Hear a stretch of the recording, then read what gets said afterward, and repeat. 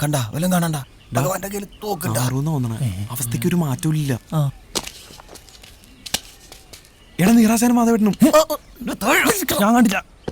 സ്ഥലത്തെ പ്രധാനികൾ രണ്ടുപേരും ഉണ്ടല്ലോ. ഇന്നെന്താ നീറേ, പണിയൊന്നുമില്ലേ? ഇന്ന് പണി ഇവിടല്ലേ മേനോൻ സാറേ? നിങ്ങൾ നമ്മുടെ ചെക്കനെ എന്ത് ചെയ്തു? ഓ, അവന് വേണ്ടി വക്കാലത്ത് പറയാൻ വന്നിരിക്കും. പറയുന്നത് ശരിയല്ലെന്ന് അറിയാൻ മേനോൻ സാറേ. എന്നാലും ഈ ഒരു തവണത്തേക്കൊന്ന് ക്ഷമിച്ചൂടെ? ക്ഷമിക്കണം പോലും. കൊണ്ടുപോടാ അവനെ.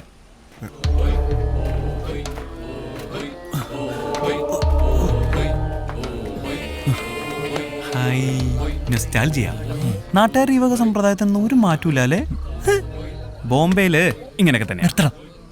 ബോംബെ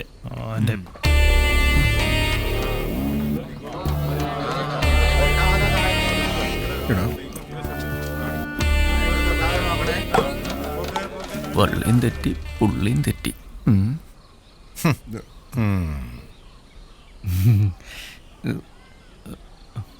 ഇവന്റെ കൂടെ കുറെ വിളഞ്ഞന്മാരും കൂടി ഉണ്ട്. എല്ലാറ്റിന്റെ നോക്കി വെച്ചിട്ടുണ്ട് ഞാൻ. നിങ്ങളേടാ? എടോ മാധവ, തനിക്ക് ഉളുപ്പില്ലടോ. കാശ് ചക്കച്ചോള പോലെ എണ്ണി വാങ്ങിച്ചിട്ട് തിരിച്ചു തരാൻ പറ്റാണ്ടാവുമ്പോ കണ്ട പിള്ളേരെ വിട്ട് മോട്ടിക്കല്ല വേണ്ടത്. തൊണ്ടി സഹിതമാണ് അവനെ പിടിച്ചിരിക്കുന്നത് ഞാൻ. അവനെയൊക്കെ പിടിച്ച് അകത്താക്കുക വേണ്ടത്. നിർത്തണോ? കുറെ നേരമായാലും മേനോനെ, ഇതൊക്കെ ചിന്തിക്കുന്നതിന് മുമ്പ് ഒരു കാര്യം ഓർത്തോ. സൂര്യൻ ഉദിച്ച് ഉച്ചയിലെത്തിയ പിന്നെ പെരുവത്ത് കടവുകാരുടെ നാക്ക. വെറുതെ നാട്ടുകാരെ കൊണ്ട് അതൊന്നും പറയിപ്പിക്കണ്ട. ഇപ്പൊ ഇതാ നല്ല കൂത്തായേ. ഉത്സവപ്പറമ്പ് ഇവനൊക്കെ കാട്ടിക്കൂട്ടിയ തോന്നുന്ന വെറുതെ വിട്ടതാ. ഇന്ന് ഇതിനൊരു തീരുമാനം ഉണ്ടാക്കാൻ ഇവനെ അടിച്ചു കൊടുത്താൽ പ്രശ്നമില്ല. എന്നാ അതൊന്ന് കാണണമല്ലോ. കാണാം. അയച്ചു വിടറോ? അല്ലടിയം പറഞ്ഞു ചെയ്താ മതി. അയച്ചു വിടറോ? അതാ രണ്ടു കൂട്ടർക്കും നല്ലത്.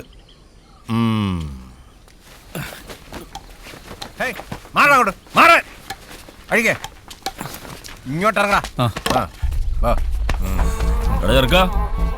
ഇവനെ പോലുള്ള മരംകേറുകളുടെ കൂട്ടുപിടിച്ച് ഇവിടെ കയറി നരങ്ങാനാണ് ഭാവമെങ്കിൽ തീർത്തു കളയും എല്ലാറ്റിനെയും. ഉത്സവം കഴിഞ്ഞാൽ ശ്രീദേവിയുടെ കല്യാണം. അതിനു മുമ്പ് ഈ പരിസരത്ത് കണ്ടുപോകരുത് ഒരുത്തനെ. മേനോനെ, ഇവന്റെ കൂടെ അവൾ ഇറങ്ങി വരാൻ തയ്യാറാണെങ്കിൽ ഈ പെരുവത്ത് കടവത്തെ മണ്ണിൽ അവരൊരുമിച്ച് ജീവിക്കും. വാടാവിനിയ. വെല്ലുവിളിയൊക്കെ കൊള്ളാം, അത് പിള്ളേരുടെ കാര്യം. പക്ഷെ മാധവ, നമ്മുടെ കാര്യം മറക്കണ്ട. 8ാം ഉത്സവത്തിന് ഇനി അധികം നാളില്ല.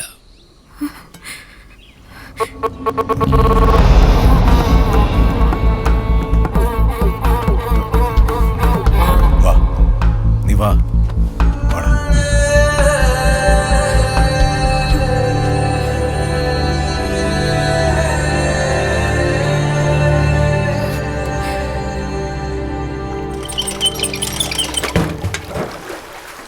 എന്റെ തലവരി, അല്ലാതെ എന്ത് പറയാനാ?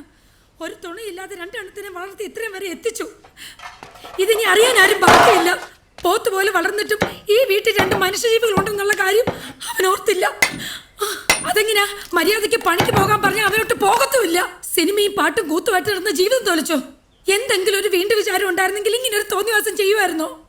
നിന്റെ താഴെ ഒരെണ്ണം ഉണ്ടെന്നുള്ളത് പോലെ നീ ഒന്നും ഓർത്തില്ലല്ലോടാ. അതെങ്ങനെയാ? നിനക്കൊക്കെ തിന്നിട്ട് എല്ലിന്റെ ഇടയ്ക്ക് ഇറന്നിട്ട് മുട്ടലാടാ ഇത്. എന്തോന്നാ വിനയ നിന്റെ വിചാരം? നീ വലിയ കൊമ്പത്തെ ഓഫീസറാണെന്നോ? 10 സെന്റ് ഭൂമി ഒരു ടാക്കീസിലെ പണിയും വെച്ചിട്ട് നാണം ഇല്ലടാ നിനക്ക്.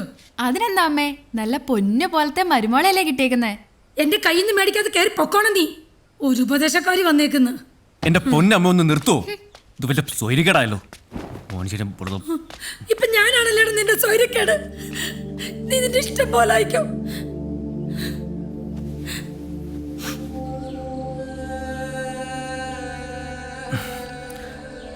അല്ല നിറാശൻ, പണ്ട് വനജേച്ചിയായിട്ട് ഒളിച്ചോടിയപ്പം പേടി തോന്നിയില്ലേ? എടാ വിനയ, എടാ ഓരോ മരത്തിലേക്കും വലിഞ്ഞങ്ങ് കയറുമ്പോ ഉള്ളൊന്ന് പെടയ്ക്കും. പക്ഷെ അങ്ങ് മുകളിലെത്തിയാൽ ആവേശത്തോടെ അങ്ങ് കൂവിത്തീർക്കും. എടാ പെരുവത്ത് കടവും നമ്മുടെ മനസ്സും ഒപ്പം ഉണ്ടെങ്കിൽ പിന്നെ എന്തിനാടാ പേടി? അന്നെനിക്ക് മാധവനുണ്ടായിരുന്നെങ്കിൽ ഇന്ന് നിനക്ക് ഞങ്ങൾ 2 പേരും ഉണ്ട്. ധൈര്യമായിട്ട് ഇടാ. എല്ലാ ചെറുപ്പക്കാർക്കും ജീവിതത്തിൽ രണ്ടും കൽപ്പിച്ചൊരു തീരുമാനം എടുക്കേണ്ടുന്ന ഒരു സന്ദർഭം വരും. അത് മിക്കപ്പോഴും സ്നേഹിച്ച പെണ്ണിന് വേണ്ടിയിട്ടുമായിരിക്കും. അല്ലടാ? പിന്നെ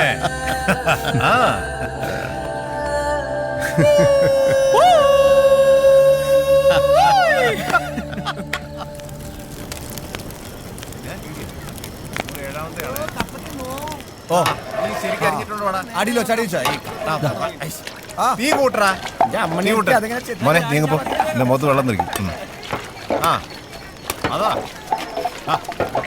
സത്യം ഭാഷ വീഡിയോ എത്തിക്കുന്ന പോലെ ഉണ്ടല്ലോ ഭയങ്കര ബോധന മാണവാ വാടാ ഒന്ന് നടക്കുന്നോ പിടിയടാ എത്ര കാലമായി നീ കിടക്കുന്ന കണ്ടു കഴിഞ്ഞോടി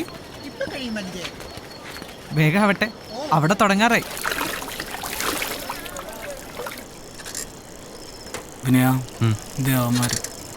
ഒറ്റടിക്കാൻ കാലി അത്ര ഉള്ളണ ഇതൊക്കെ ഇനി ഇവനെ കാലിയാക്കാം.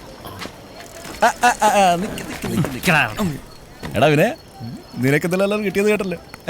ഹാപ്പി അല്ലേ? എടാ നിന്നോട് ഞാൻ എത്ര പ്രാവശ്യം പറഞ്ഞിട്ടുണ്ട് വടക്കം ഭാഗത്ത് കയറി ഒരുപാട് അങ്ങ് കിളത്തല്ലെന്ന്. അണ്ണ പറഞ്ഞത് മനസ്സിലായ? ഇല്ല മനസ്സിലായില്ല.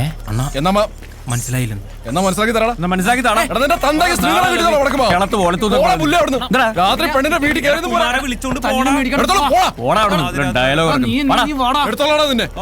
അവന്റെ അമ്മൂമ്മയുടെ പോലെ. ഇന്നലെ വിനയനെ ശ്രീദേവിയുടെ മുറിന്ന് പിടിച്ചൂന്ന് നീ അറിഞ്ഞില്ലേ? അതിനെ ചൊല്ലിയുള്ള ബഹളം അവിടെ കേട്ടത്. എന്നിട്ട് ഭഗവാൻ ശരിക്കും കൊടുത്തുന്നാ കേട്ട്. നാലും ചെക്കൻ്റെ ഒരു ധൈര്യം പിടിച്ചേക്കണ പുളിങ്കൊമ്പിലാ.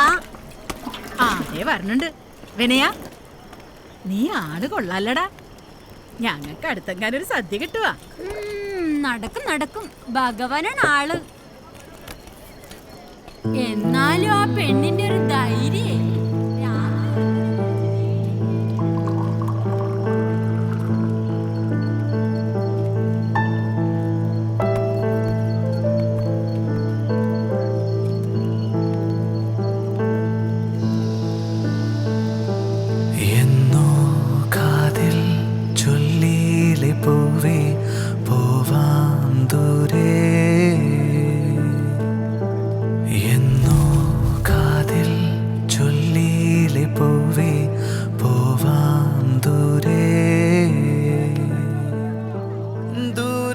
നീ അത് കണ്ടോ? എന്താ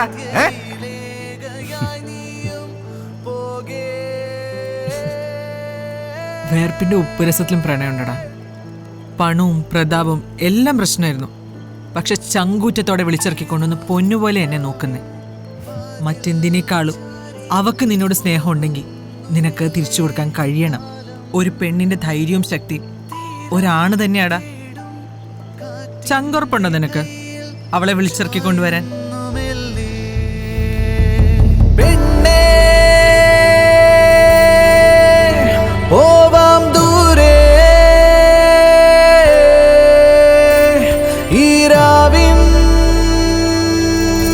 ചെല്ലടാ